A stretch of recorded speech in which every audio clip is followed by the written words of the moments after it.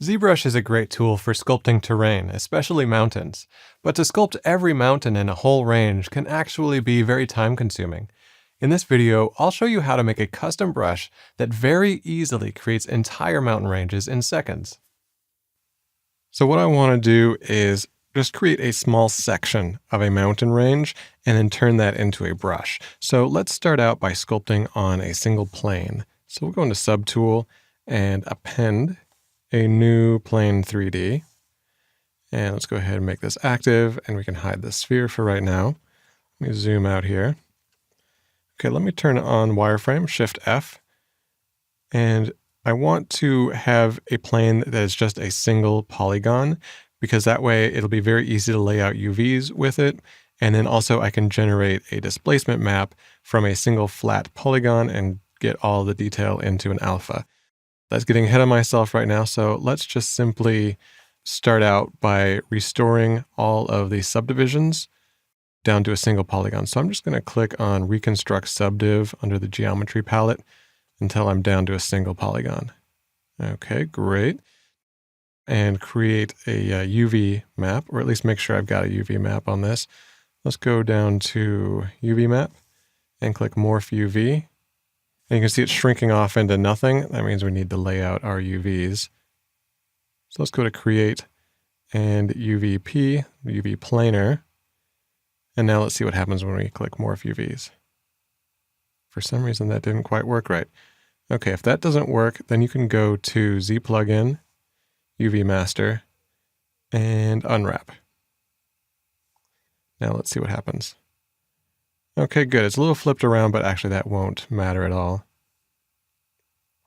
Okay, now we can go up to our higher subdivision levels. So under Geometry, let's just go all the way up.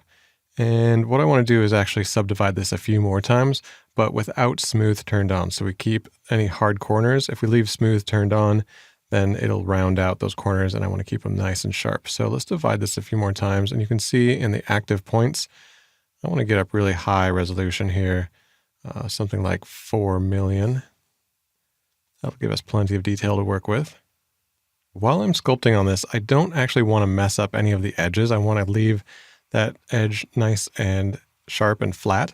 So let's mask that edge. And to make it a little bit easier to see, I'm going to go down in my subdivision levels to something like 66,000. Doesn't really matter exactly. And let's go down to masking and mask border. And then let's grow the mask. So you can see basically what it's doing is it's masked off the very edge. If I hit Shift F to turn off wireframe, you might see that a little easier.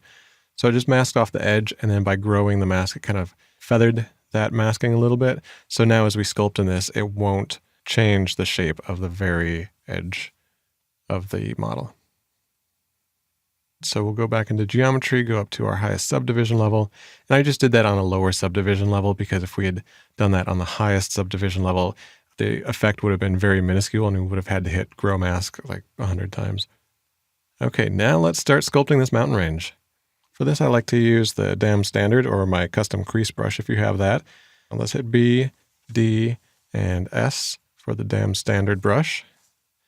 And let's get a larger draw size here. And let's see how this is going to look. Okay, actually that's a little too dotted. Let me change some settings here. Under the stroke, let's go to the freehand. Let's see how this works. Okay, still a little too dotted. Let's change some settings here. Let's go under stroke. And let's go to lazy mouse, and let's set the lazy step quite a bit lower. Okay, let's see how this works. All right, much smoother. Okay, that's actually going the wrong direction, so let me undo that. We'll hold down Alt so it goes the correct way, and I'll get a bigger draw size here too. So I just want to sculpt something that looks kind of organic and a little bit rough there, kind of mountain rangey. And then what we can do is kind of make these little side mountain ranges. So I'm just kind of sculpting on something a little bit random. I'll get a smaller draw size here. And then you can get the little mini range that comes off the side ranges. And you might want to let go of Alt and sculpt in some of the little valleys here as well. So just go ahead and spend maybe 20, 30 minutes kind of building out this mountain range. Just getting all of these details in here. Little sub-ranges and little details and valleys between the sub-ranges. And I'm going to smooth out a little bit. Let me switch to my stronger smooth brush. Go ahead and hit comma on the keyboard, and let's get a stronger smooth brush. So let's scroll over here under the brushes palette and go into smooth. And let's get smooth stronger. And this tells us it replaces the standard smooth brush. That's fine. Okay, so now we can smooth that out, and I might even go down a subdivision level or two just to get a stronger effect on that. Just want to have this fade off a bit as it goes out towards the sides. All right, let's see how it looks from this view. Okay, not too bad.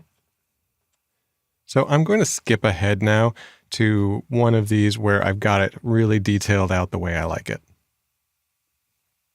Okay, so let's take a look at what this is like. So you can see from different views, it looks pretty much like a mountain range from the side. And it's just got a lot of detail, a lot of little sub-ranges and sub-mountains and valleys and nooks and crannies and everything good like that. Now let's turn this into an alpha that we can put on a brush. So for this, I'm going down to the displacement map palette. And what I want to do is make sure that smooth UV is turned off. It's a little bit technical, extra details to get into right now, so I won't really dive into why, but you want smooth UV turned off for this. And you want to go down to the lowest subdivision level. Let's go into UV map and make sure we've got a good size on that. Okay, that's an 8K map. Just go ahead and slide that all the way over to the right. And under displacement map, go ahead and click create disp map. Okay, so when it finishes, what it does, it actually applies this displacement map that it just created to the flat plane. So you can see from the side, there's actually no elevation whatsoever. It's all just an illusion here with the displacement map. So let's actually get this in a state so we can use it with a brush. So go ahead and click Clone Disp. And what this does is it just copies this file over into our alpha channel so we can apply it to a brush. So for testing this out, let's go back to the sphere that we have in our scene. Or actually, let's add a sphere. I'll go down to Append. We'll get a sphere. And actually what I want to do is retopologize this so it has more even topology, so it doesn't have these poles here. So I'll just go down to Geometry and Z-remesher and just Z-remesh this once. Okay, I'll just subdivide it a few times with Control D, turn off wireframe. Just want to subdivide it so it's nice and smooth. So about 4 million points up here looks good. Now there's already brushes that have the kind of effect that we want. It's called tracks brushes. So let's go ahead and open one of those up. Hit comma to get some of these extra brushes that we can work with. And let's see, we were already in the smooth brushes. So let's click this to go back one folder. And let's find tracks brushes. Okay, tracks. And I'll just grab tracks 2. So you can see if we just use this brush right here, it just kind of lays out a pattern based on whatever your alpha is. So I'll hit Control Z to undo that. And let's go and pick this mountain range alpha that we created. And let's see what happens. Okay, not too bad. There's a few things to fix here, but we can see that the effect is already here. Let's fix it so it doesn't create this edge around the mountain range. So I'll hit Control Z to undo that. And we'll go up into our alphas and go to Modify. And we'll change this mid value all the way down to 0 because the sort of neutral elevation is black in this alpha. And so if we set this to 0, that means that whatever is black in the alpha won't have any effect. So let's see what happens now. All right, it looks pretty good. Now you could leave the brush like this. There's actually one more little fancy thing I'm going to do to it to sort of get rid of the effect of this separation between mountain ranges. You see there's a range and then there's a little dip right here. And that's because the edge of the sculpting that we did, the mountain range didn't go right to the edge, remember, because we masked that off. And so what I want to do is just take this into Photoshop really quick and fix this up so it has a seamless, continuous mountain range effect. So I'm going to save the alpha out by going to Alpha, Export. Okay, I'm just going to save this on the desktop, and we'll call it Mountain Alpha. All right, let's go into Photoshop now. If you don't have Photoshop, you can probably follow along with similar steps in any other image editing software. All right, once you've got this opened up in Photoshop, what we need to do is shift it so that the top and the bottom are more aligned in the middle, and then we can fix up the seam and save it out and it'll be seamless. So I'm going to go into Filter, Other, and Offset. And let's shift this vertically down. And this image is about 8,000 pixels tall, so somewhere around 4,000 will be good. Looks good. I'm going to click OK.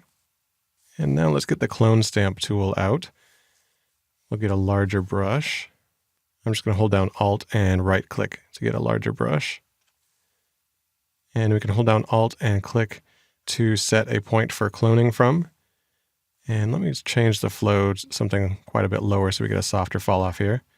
Okay, looks good. So I'm just going to kind of paint in so it covers up the seam here.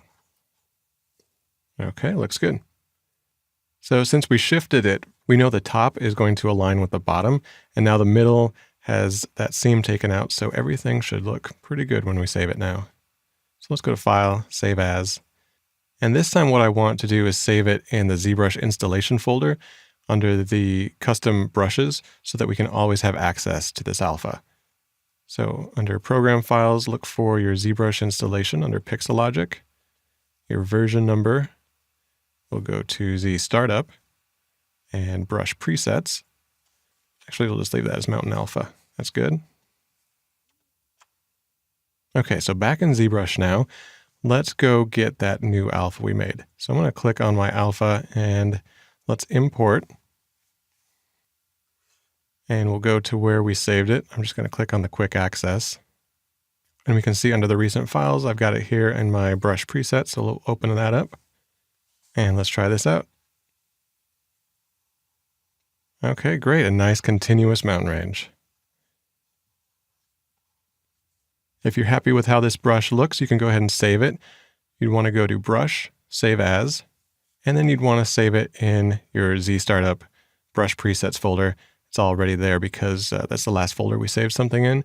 So you could save this as something like Mountains. Okay, now let's really have some fun with this brush.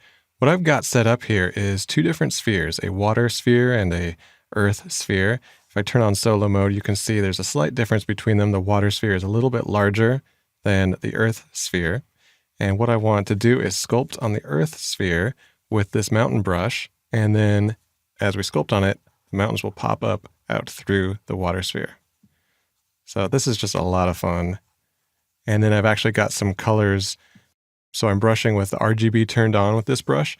And my main color is this kind of mid-gray for mountains. And then my secondary color is kind of a sand color. So as I'm sculpting with this, actually let me change my RGB intensity a little bit lower so it's not turning the mountains gray quite so quickly. So as I'm sculpting this, you can see that the mountains turns gray. And if I hold down Alt and sculpt inwards, now it kind of carves away at the terrain, kind of turns it a little sandy color. So you can just have so much fun with this, building your own continents and islands. Okay, so I have to stop myself, otherwise I'll be playing with this all day long. But hopefully you can see how much faster this is than sculpting every nook and cranny of these mountains by hand.